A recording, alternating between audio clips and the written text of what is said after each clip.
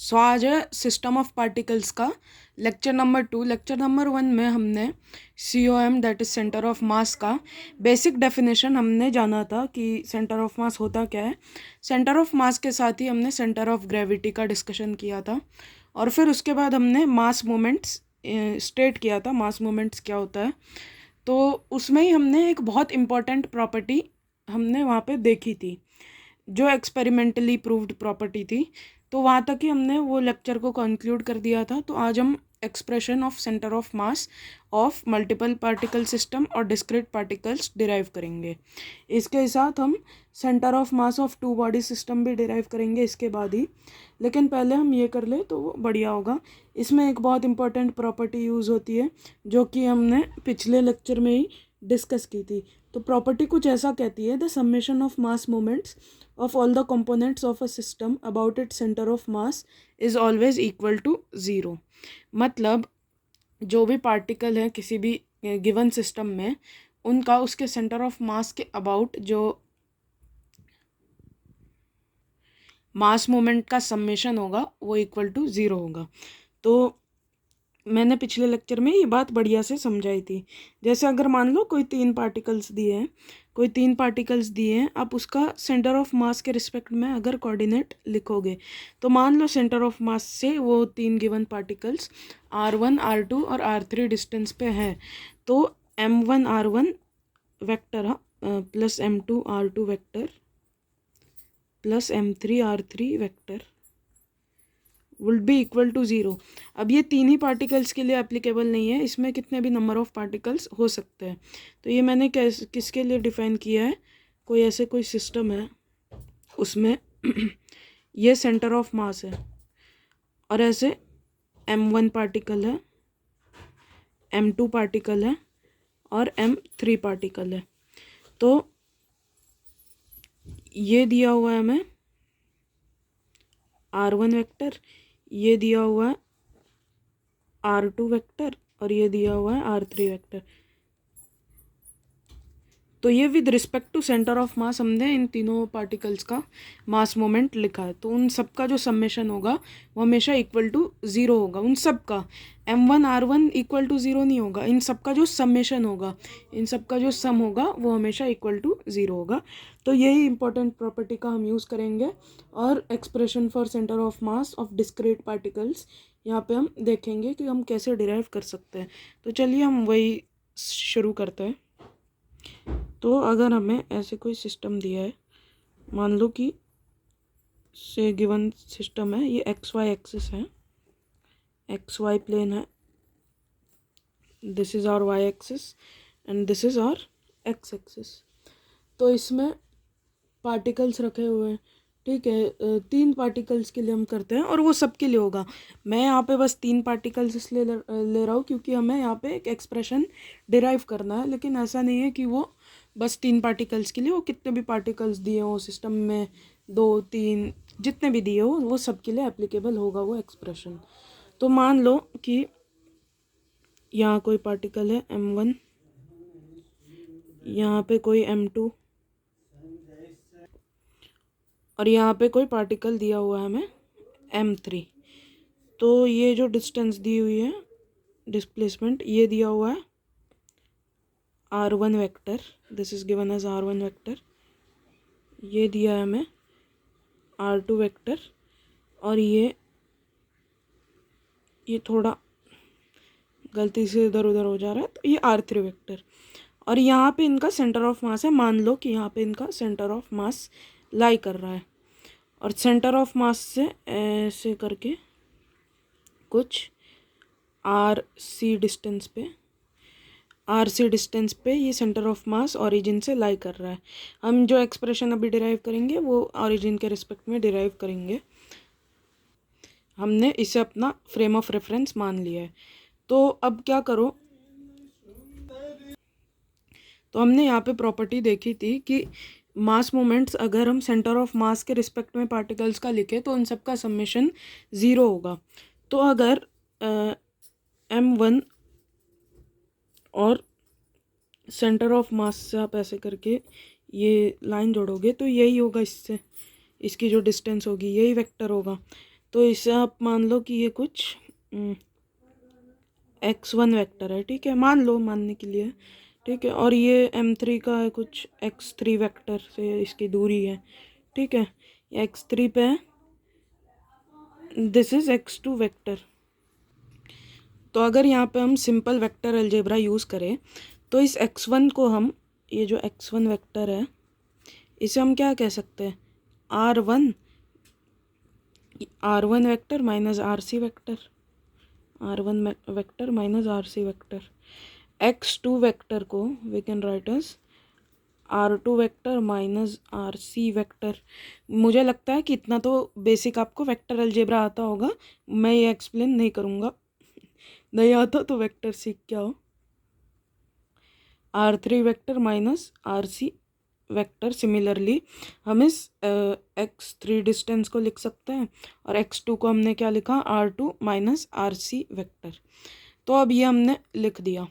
अब आप जानते हो कि अगर ये डिस्टेंसेस हमें पता चल गई कि m1 जो है वो सेंटर ऑफ मास से कितने दूरी पे है, r1 माइनस rc वेक्टर। तो अगर हम ये प्रॉपर्टी इधर यूज़ करें, तो ये प्रॉपर्टी अगर हम इधर यूज़ करें तो देखो क्या आएगा हमारे पास। तो हमारे पास आएगा m1 r1 vector minus rc vector plus m2 r2 vector minus rc vector plus m3 r3 vector minus rc vector is equal to 0। तो इन सब का जो सेंटर ऑफ मास के रिस्पेक्ट में ये डिस्टेंसेस थी, ये क्या है, ये वही है, x1 है, ये x2 है और ये x3 है। सेंटर ऑफ मास से तो उनका डिस्टेंस वही था। वेक्टर अलजेब्रा से हमने सिंप्लीफाई करके उसे ऐसे लिख दिया है। तो अब आप क्या करो, इसे ढंग से आप तोड़ लो। तो इसे जब आप ब्रेक डाउन करोगे तो आपके पास आएगा m1 r1 vector minus m1 rc vector plus m2 r2 vector minus m2 rc vector plus m3 r3 vector minus m3 rc vector is equal to 0। अब जो भी नेगेटिव टर्म्स हैं और जहाँ rc है उसे इस साइड भेज दो। अब आप यहाँ से जो है इजीली खुद भी यहाँ से कर सकते हो। ये देखो हमारे पास जो आएगा m1 r1 vector plus m2 r2 vector plus m3 r3 vector, ये किसके इक्वल होगा, rc हर जगह कॉमन आ जाएगा अगर हम इस साइड भेज दें तो, और सब ऐड हो जाएंगे। तो rc वेक्टर हम कॉमन अगर सब में ले लेंगे तो हमारे पास अंदर क्या बचेगा, m1 plus m2 plus m3। तो ये rc क्या था, ये rc अगर पीछे जाके देखो तो ये rc क्या था, ये हमने जो अपना फ्रेम ऑफ रेफरेंस माना था उसके रिस्पेक्ट में, ये जो है फ्रेम ऑफ रेफरेंस जो माना था उसके रिस्पेक्ट में ये सेंटर ऑफ मास का कोऑर्डिनेट ही था ना। ये क्या है, सेंटर ऑफ मास का कोऑर्डिनेट है विद रिस्पेक्ट टू ओरिजिन। तो इजीली यहाँ से हम कह सकते हैं कि ये जो है यही हमें ढूंढना था, centre of position of centre of mass. तो position of centre of mass is equal to m1 r1 vector plus m2 r2 vector plus m3 r3 vector upon m1 plus m2 plus m3। तो easily हमने यहाँ पे जो property हमने पिछले lecture में जानी थी, मास मोमेंट हमने डिस्कस करने के बाद जो प्रॉपर्टी जानी थी, उससे इजीली हमने सिंपल वेक्टर अलजेब्रा का यूज़ करके हमने इजीली यहाँ पे अपने centre of mass for discrete particles का जो पोजीशन होगा उसके लिए हमने ये एक्सप्रेशन निकाल लिया है। अब यहाँ पे जो मैंने एक्सप्रेशन डिराइव करते समय एक XY प्लेन माना था और ओरिजिन मैंने लिया था, उसके जो 0,0 होता है उसे मैंने ओरिजिन माना था। ऐसा नहीं होगा कि हमेशा आप यही करें। अगर आपको जैसा भी सिस्टम दिया हो उसमें आपको जहाँ से निकालने बोले वहाँ से आप निकाल सकते हो। अगर आपको कहीं अगर ओरिजिन कहीं दूसरी जगह लेने बोले तो आप वो भी ले सकते हो, उसमें कोई चिंता नहीं है। लेकिन उस हिसाब से आपको R1 R2 और R3 की भी वैल्यू चेंज करनी पड़ेगी, क्योंकि ये जो है ये ओरिजिन के रिस्पेक्ट में है, ठीक है। तो ये एक्सप्रेशन आप इजीली यहाँ पे हमने डिराइव कर ली है। तो इसे आप इजीली हर एक एक्सिस के अलोंग भी ब्रेक करके लिख सकते हो। मतलब सेंटर ऑफ मास का एक्स कोऑर्डिनेट क्या होगा, सेंटर ऑफ मास का वाई कोऑर्डिनेट क्या होगा, सेंटर ऑफ मास का जेड कोऑर्डिनेट क्या होगा, जेड एक्सिस भी होती है ना, पता ही होगी, तो जेड कोऑर्डिनेट क्या होगा, तो वो भी आप ब्रेक करके इसे इजीली लिख सकते हो। X coordinate of centre of mass is equal to m1 into X coordinate of m1 plus m2 into X coordinate of m2 plus m3 into X coordinate of m3 upon m1 plus m2 plus m3 and similarly for both other axis. तो दूसरे जो दो axis हैं उनके लिए भी similarly आप इस चीज़ को लिख सकते हो। तो लिख लेना, मैं यहाँ पे नहीं लिख रहा हूँ। तो इसे आप ऐसे भी अगर सिंप्लीफाइड फॉर्म में लिखना चाहो तो लिख सकते हो कि summation of mass moments MIRI, I is equal to 1 से स्टार्ट हो रहा है और जहाँ कहाँ तक रहा है, n तक जा रहा है। अब यहाँ पे हमने 3 पार्टिकल्स के लिए यहाँ पे डिराइव किया है, क्योंकि डिराइव करना था। अब डिराइव करना था तो मैं n नंबर ऑफ पार्टिकल्स कितने भी तो नहीं ले सकता था ना। तो यहाँ पे हमें क्योंकि डिराइव करना था इसलिए मैंने इतने ही लिए। लेकिन ये कितने भी नंबर ऑफ पार्टिकल्स के लिए यही फॉर्मूला एप्लीकेबल है। अगर यहाँ पे आपको 100 भी दे दिए जाए, दिए नहीं जाते हैं लेकिन मैं बोल रहा हूँ बस, यहाँ पे अगर आपको 100 भी दे दिए जाए तो आप ये सेम टू सेम फार्मूला, अगर आपको डिस्टेंसेस पता है विद रिस्पेक्ट टू ओरिजिन, तो आप ये सेम फार्मूला अप्लाई कर सकते हो। तो हम यहाँ पे n लिख देंगे, मतलब कितने भी हो सकते हैं, n की वैल्यू कितने भी हो सकती है, और summation of masses where also I is equal to 1 से स्टार्ट होगा और एंड कहाँ पे, n पे होगा। तो ऐसे भी आप लिख सकते हो, ठीक है। और इससे आप आगे तक ऐसे ही ब्रेक करके कितने तक भी ये जा सकता है। तो इसी से हम आगे क्या करते हैं, अपने मोशन ऑफ सेंटर ऑफ मास की थ्योरी भी निकाल ही लेते हैं यहाँ पे, जब हम ये कर ही रहे थे। या मोशन ऑफ सेंटर ऑफ मास से पहले मैं जो है centre of mass of 2 body system आज करवा देता हूँ। फिर अगले लेक्चर में हम मोशन ऑफ सेंटर ऑफ मास को डिस्कस करेंगे और न्यूमेरिकल प्रॉब्लम्स करेंगे। तो अब हम centre of mass of 2 body system का यहाँ पे डिराइव करेंगे। जो हमारा मेन काम था वो तो हम कर चुके हैं, ये भी पता होना चाहिए, बहुत स्टैंडर्ड रिजल्ट है और छोटा सा रिजल्ट है, तो ये जल्दी जल्दी कर लेते हैं। इसमें भी सेम प्रॉपर्टी जो हमने मास मोमेंट की देखी थी ना, वो यूज़ होने वाली है। तो इसमें और इजीली वो प्रॉपर्टी एप्लीकेबल है।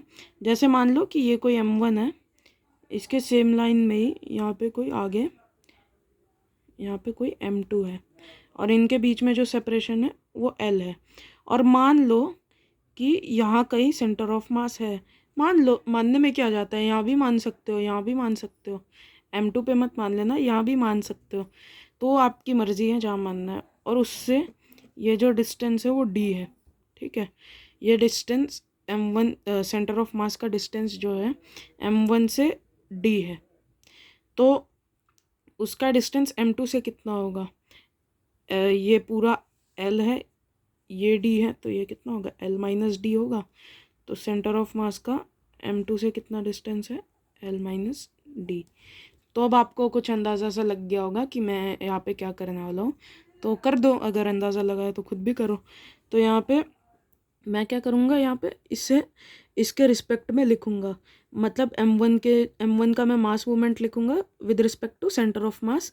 सिमिलरली मैं m2 के मास मूवमेंट को with respect to centre of mass लिखूँगा, और फिर इज इक्वल टू 0 जो प्रॉपर्टी हमने डिराइव की थी उसे हम यूज़ कर लेंगे। तो m1d plus m2l minus m2d is equal to 0.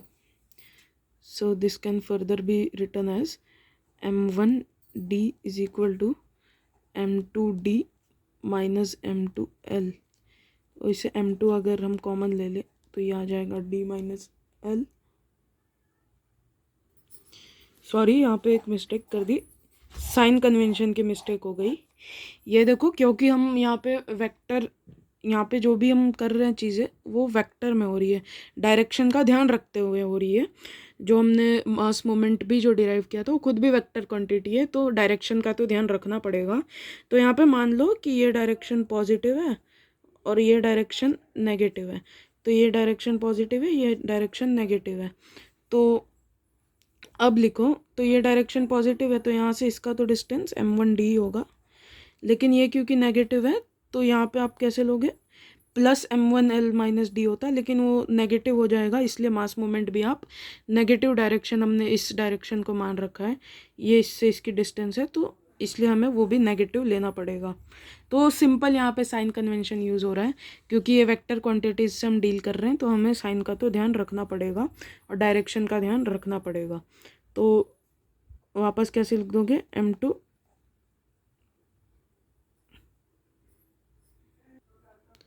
l minus D is equal to 0।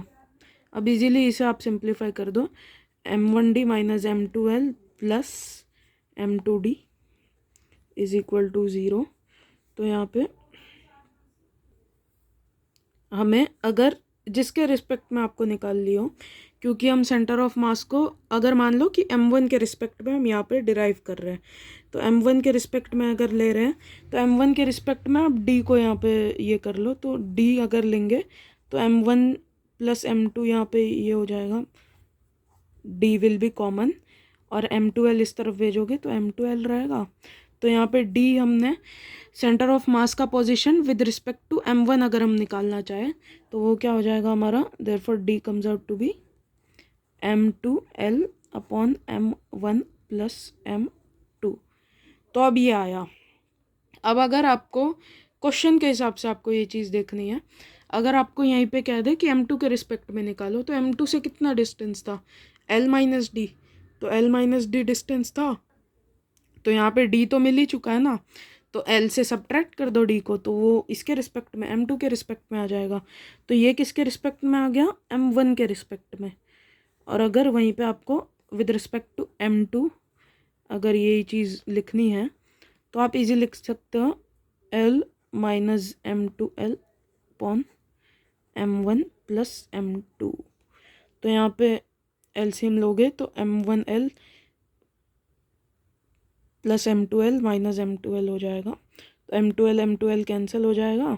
तो यहाँ पे हमारे पास जो फाइनल आएगा l माइनस डी की वैल्यू क्या आ जाएगी, m1l upon m1 plus m2। तो इसे इस तरीके से याद रख सकते हो। ये यहाँ पे एक सबसे बढ़िया यहाँ पे तरीका क्या याद रख सकते हो, यहाँ पे सबसे बढ़िया तरीका ये होगा याद रखने का कि जिसके भी रिस्पेक्ट में सेंटर ऑफ मास निकालने बोला है तो उसके लिए आपको क्या करना है, पहले तो अगर m1 के रिस्पेक्ट में बोला है तो आप दूसरा जो मास है वो लिख दोगे ऊपर m2 और जो सेपरेशन उनके बीच में l upon summation of masses. और अगर आपको m2 के रिस्पेक्ट में बोला है तो m1 लिख दोगे और फिर उनके बीच में जो सेपरेशन है और then upon m1 plus m2। तो ऐसे भी याद रख सकते हो, तो जो आपकी मर्ज़ी हो आप उस हिसाब से इसे याद रख सकते हो, बट एक्सप्रेशन यही है इसके लिए। तो यहाँ पे जो मैंने मिस्टेक की थी वो मिस्टेक आप ना दोहराए, ये बहुत ही वाइटल मिस्टेक है, हो जाती है लोगों से गलती, मेरे से भी हो गई, माफ़ करना। तो हमेशा साइन का ध्यान रखें, साइन को कभी भूले ना, क्योंकि ये हम जो भी कर रहे हैं मास मोमेंट जो है एक वेक्टर क्वांटिटी है, वेक्टर क्वांटिटी में डायरेक्शन का ध्यान तो रखना पड़ेगा, तो डायरेक्शन का ध्यान रखना पड़ेगा, तो ये भी आपको ध्यान रखना पड़ेगा, ठीक है। तो यहाँ पे हमने सेंटर ऑफ मास के कोऑर्डिनेट कैसे निकालते हैं वो हमने डिस्कस किया, दो सिस्टम्स के लिए डिस्कस किया, एक तो डिस्क्रीट पार्टिकल सिस्टम या मल्टीपल ऑब्जेक्ट सिस्टम, तो उसके लिए हमने एक किया, और एक किसके लिए किया, टू बॉडी सिस्टम। अब टू बॉडी सिस्टम कैसे भी हो, आप अगर ये किसी के मन में चल रहा है कि ऐसे ही क्यों रहेगा, तो सेपरेशन क्योंकि हम उनके बीच में लेते हैं, तो आप एक इधर रख दो और एक कहीं यहाँ रख दो, तो उनके बीच में सेपरेशन तो एक स्ट्रेट लाइन ही ऐसे करके होगी ना, तो आप वहाँ पे भी इजीली इनके बीच में जो भी सेपरेशन होगा, मान लो अगर x है, इफ़ सेपरेशन इज़ x, और बोला है कि इसके मान लो ये m1 है ये m2 है, सेपरेशन इज़ x, तो अगर m1 के रिस्पेक्ट में आपको पूछा कि सेंटर ऑफ मास का कोऑर्डिनेट बताओ, तो मैंने क्या बोला था, दूसरा मास लिखो न्यूमरेटर में m2, फिर उनके बीच में सेपरेशन मल्टीप्लाई करो और फिर उन दोनों का नीचे समेशन लिख दो, तो ये हो जाएगा। फिर अगर m2 के रिस्पेक्ट में सेंटर ऑफ मास पूछ दिया तो क्या लिखो, दूसरा मास दैट इज़ m1 लिखो, फिर उनके बीच में जो सेपरेशन है वो लिखो और फिर m1 प्लस m2। तो ये मैंने एक और एग्जांपल से वापस वही चीज़ जो मैं कहना चाहता था, इसे याद करने का सबसे बढ़िया तरीका क्या होगा वो मैंने आपको बता दिया है। तो इसी तरीके से याद करें, ज़्यादा बढ़िया रहेगा, मन में रहेगा। तो ये लेक्चर मैं यहीं पे कंक्लूड करना चाहूँगा। अगले लेक्चर में हम मोशन ऑफ सेंटर ऑफ मास पे बात करेंगे, फिर हम न्यूमेरिकल डिस्कशंस करेंगे, बहुत सारे अच्छे अच्छे बढ़िया बढ़िया क्वेश्चंस लेंगे और उस पर अपनी प्रैक्टिस करेंगे और सेंटर ऑफ मास पे अपनी कमांड बिल्ड करेंगे ऐसे ही। तो होप करता हूँ ये लेक्चर आपको पसंद आया होगा, समझ में आया होगा। और जो भी मैंने यहाँ पे डिराइव किया है ये स्टैंडर्ड रिजल्ट्स हैं, बहुत बढ़िया से याद होने चाहिए। एक बार के लिए अगर ये भूल भी जाते हो तो ठीक है, बट ये तो यार जो हमने यहाँ पे डिस्क्रीट पार्टिकल सिस्टम के लिए निकाला था ये तो यार याद रखो ही, क्योंकि ये छोटा मोटा रिजल्ट है। अगर ऐसे भी आपको आ जाएगा तो सेंटर ऑफ मास की प्रॉपर्टी अगर याद है तो इजीली आप इसे डिराइव कर सकते हो, बट ये याद रखने वाली चीज़ है, क्योंकि ये आप हमेशा डिराइव करते नहीं बैठोगे। डिराइव मैंने कर दिया है, आप भी खुद एक बार लिख लेना, डेरिवेशन याद रहेगी तो बढ़िया है। यहाँ पे 2-3 चीज़ें वापस रिवाइज हो जाती है, वेक्टर्स लेना भी रिवाइज हो जाता है। तो ठीक है, लेक्चर यहीं तक रखना चाहूँगा। बाय।